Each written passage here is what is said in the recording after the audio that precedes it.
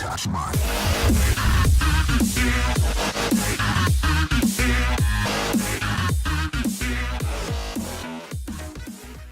Hey, what's up, guys? What's up, ladies? I'm just waiting in line to pick up one of my little squishies. That's what I call them. I think Brennan is getting over. She's 11 going on like literally. You know, I know people say like 11 going on like 30, but she's 11 going more like 14. That's like realistically what she is. So when I call her squishy in front of people, I don't think she's liking it that much anymore. I don't know. I'm still going to keep calling her my little squishy. I call them my wood chips. You know, last name Wood, part of me. They're my little wood chips. Anyways, so I just thought I would take a moment and answer some questions. So it's a question I get a lot, that I've gotten a lot over the last couple years, and that's mainly about. It's a couple of things. It's keeping your lawn accounts and maintaining, just keeping them through the winter time. Now this obviously is geared more towards people down in the south where they have year-round contracts. But I do have a question for you guys up north in the Midwest and everything. When you're snowed out, have you ever thought, does it work, will it work, or is it already implemented, where your contract is yearly and your snow shoveling is a part of that contract, and you just have a flat rate going through the entire year incorporating snow plowing, or do you guys just totally separate it? I'm curious about that. I've always wondered about that.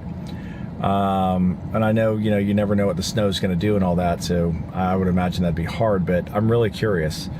So how we do it down here is it's just year-round mowing. We don't mow every single week during the winter time. We go to 42 cuts averagely a year.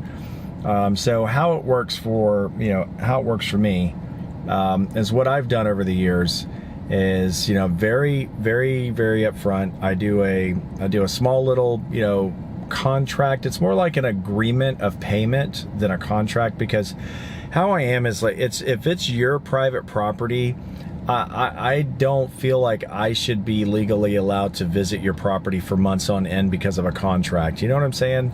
I agree with the concept of a contract, even on a residential yard. Definitely on commercial stuff, but residential yard. But just more as a payment fail-safe for me is how I've always used it. So what I will do is have somebody sign an agreement. First of all, I just need a 30-day out. Usually, sometimes depending on the client and where they're at, I will do a notice to, correct. So it'll be in a 60-day or a 45-day, termination notice, basically. So give us 15 days to correct the problem. If you're still not happy, then let us go 30 days from that point. So it'd be 45 days. That's on average. Down here is what I would do. So, but what I put, and there's a few videos back where I did this, and I actually uploaded, I have a link to Dropbox, or no, is it Google Drive? I have a link to Google Drive where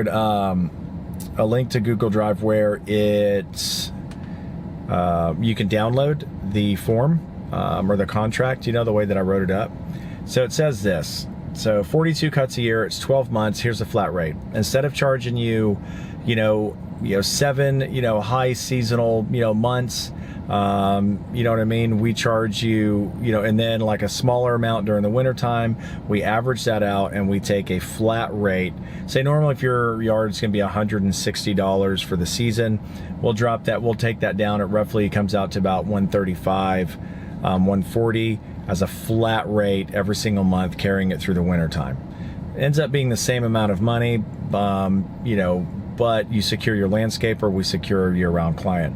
So what I put in these little agreements is, if you cancel us during the winter time and it's not for service, they can say what they want, but the way that I have it worded is if it is not for failure to service the property, then basically you're going to be back charged and prorated the seasonal amount. So say if you were paying $135, you know what I'm saying? November hit, you're like, I don't need lawn service anymore. Hey guys, yeah, I'm not happy with the service, gonna let you go. But you have records of being there, everything's great, everything looks good. And they cannot give you a legitimate service reason why they're firing you. Their final bill will be, you know, say it's 6 months, and the difference between 135 and 160, so $25, you know, so they're going to be back charged 6 months at $25 on top of the final bill. That's how I do it. It's worked. It worked great. I never had a problem with it. Out of all the clients I've had, I've never had that issue. And it instantly quit people, because we had a lot of people from up north that would move down here. It was crazy, man. There's this new neighborhood down here they built. It's a beautiful neighborhood. But all these people from up north, you know, would move down here. And then a lot of people just didn't get the whole year-round lawn thing, so they would just fire us in November and December. That was the first year I took on that neighborhood. So I revised everything, and I explained to them, no, it's year-round. Oh, well, I didn't know that. And I'm like, of course, our phone call in the beginning and our talk and our, you know, in person, you know, conversations, you know, kind of went out the window, because I really didn't do any contracts with residential people, but that made me change it. So that's why I changed it, because a lot of people from up north moved into this neighborhood, and we're talking, you know, a few dozen people, and they just wanted to cancel in the wintertime, and acted like our conversation never took place about continuing through the winter at a discounted rate. So we ended up, you know, getting that whole thing figured out. Everything was good to go. I think that one time I did it, all but two people ended up not staying. You know, 2 people just, you know, didn't stay, just because they didn't like the year-round thing. So I was like, good luck. But that's something that really worked. So, and explaining to them that there are 5-week months, you know, months with 5 weeks in it. You're not being prorated, charged extra for those months. It's a flat ratio. It is a flat rate, man. So flat rate. And how does that work with weather? What if it rains? What if it rains? It's Florida, man. It's always raining. Here's how it is down here. It is an unofficial rule. It is just a thing in the air. You do not fire your landscaper or ask him for a discount because it rains and he didn't get to cut the lawn. That does not happen here. We do have addendums in there where it talks about weather permitting. We will make an attempt to make up the yard if scheduling does not permit it, you know, due to weather, unforeseen weather, or acts of God. It will have to wait until the next servicing day, and it will not be prorated. So I know a couple of guys. I don't know why I keep saying I. That's so weird. I never do that. What the heck? They're having some kind of, I don't know, episode? I don't know.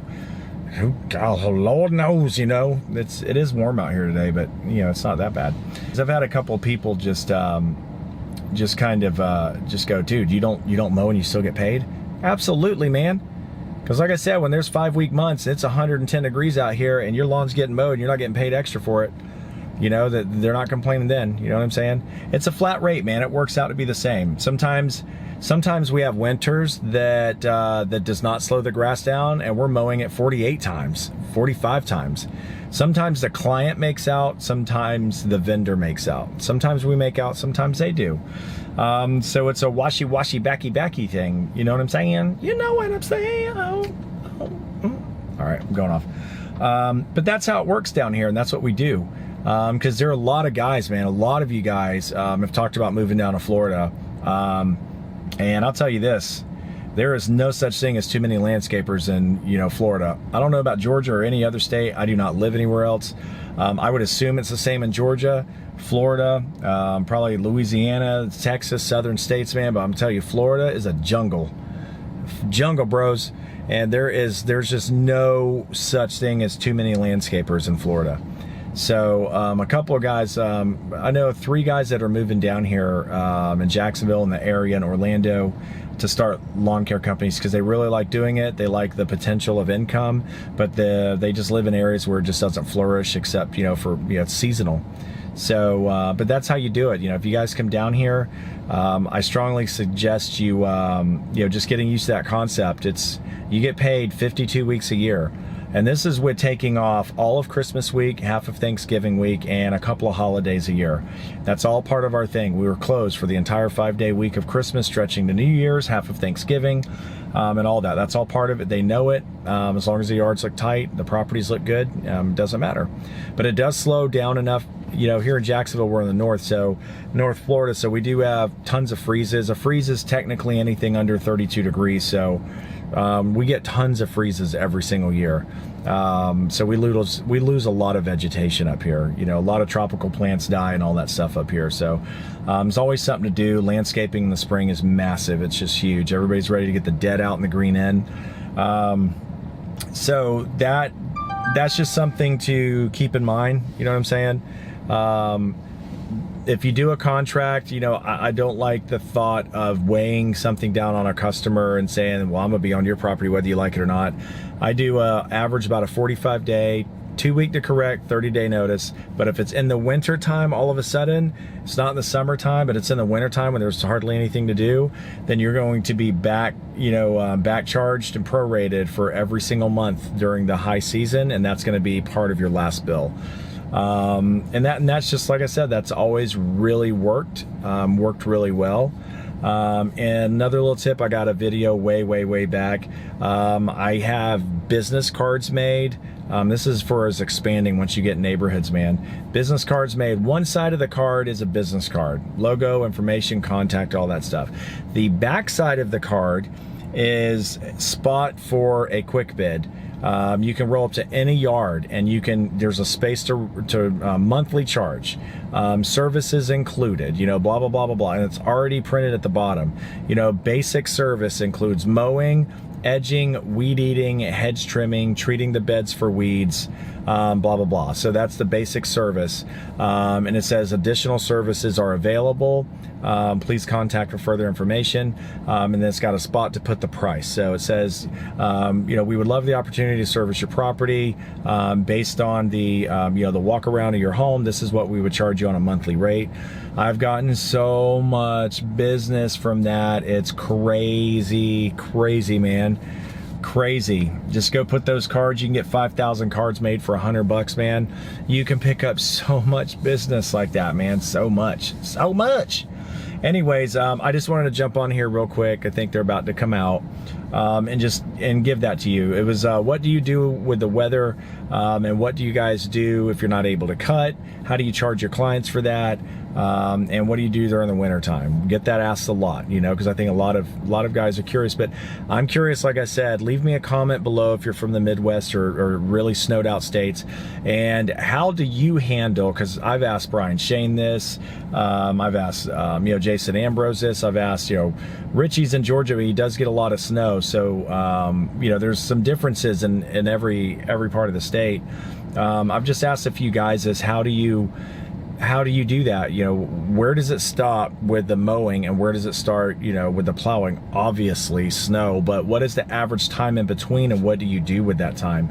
You know what I'm saying? Are you like, I just don't know. I'm really curious to know. So you guys leave me a comment below. Let me know how you handle that stuff. Down here, man, we just don't stop mowing.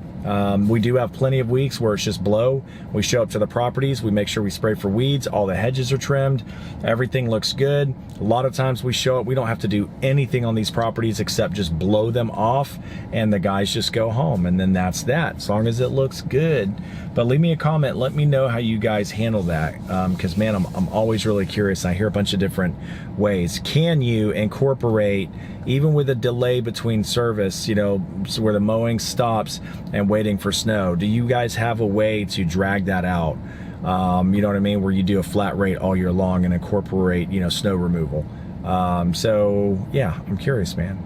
All right, guys, y'all are awesome, all of you. You're real awesome people. You're real awesome. Sorry, I'm like, what the heck is that? I don't want to turn the camera around because there's kids over there. So anyways, peace out, y'all.